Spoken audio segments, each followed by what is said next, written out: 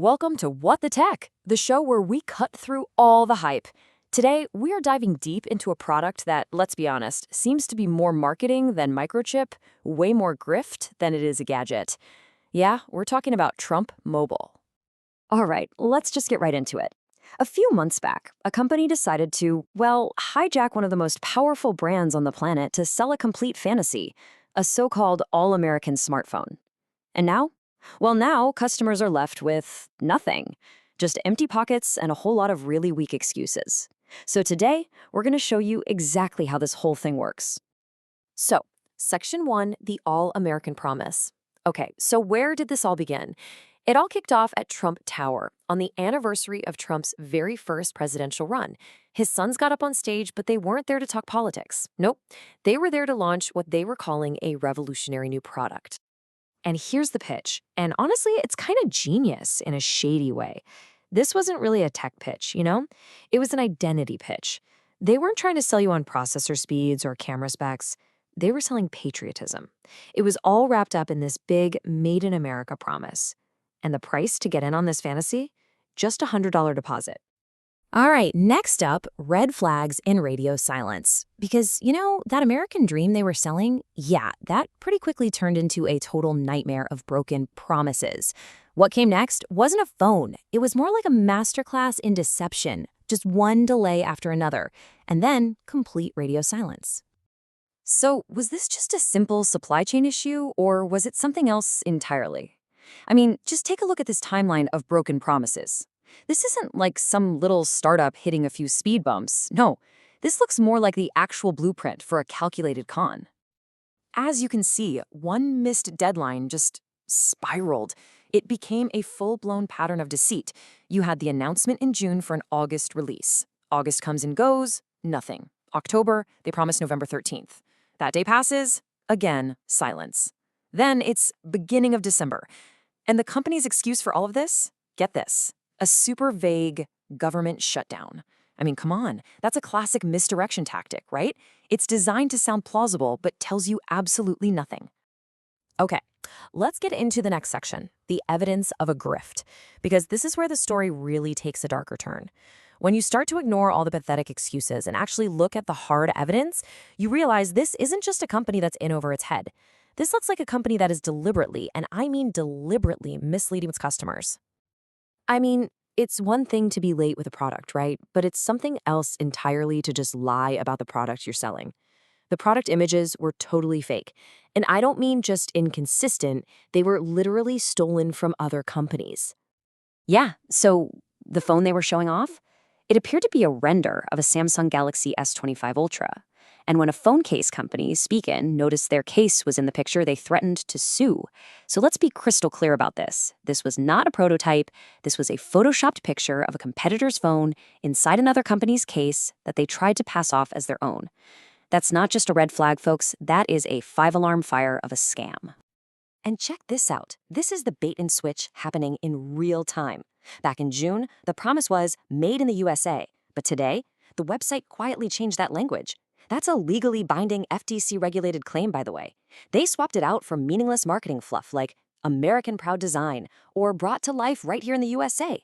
This is exactly what companies do when they know they can't actually deliver on a promise they made. If you like analysis that cuts through all this marketing nonsense, you should definitely like this and subscribe to What the Tech. Seriously, we expose these kinds of deceptive tactics every single week. If you want to stay ahead of the scams and get the real story, hit that subscribe button. It really helps us keep holding these people accountable. Okay, moving on. Let's call this thing what it actually is. In the tech world, there's a specific term for a product that gets a huge announcement, gets marketed like crazy, but then never, ever actually shows up.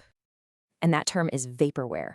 It's a product, hardware or software that's announced to everybody, but is never actually made, and it's never officially canceled either.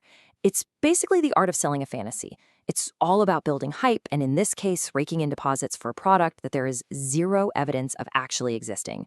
The Trump Mobile playbook is, it's a textbook example of this.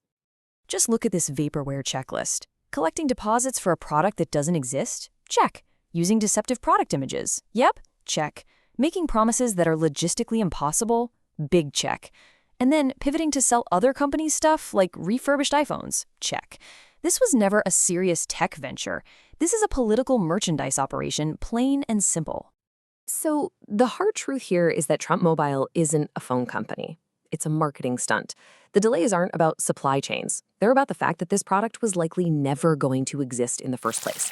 And collecting deposits under those kinds of false pretenses, well, that's not just bad business, that's predatory.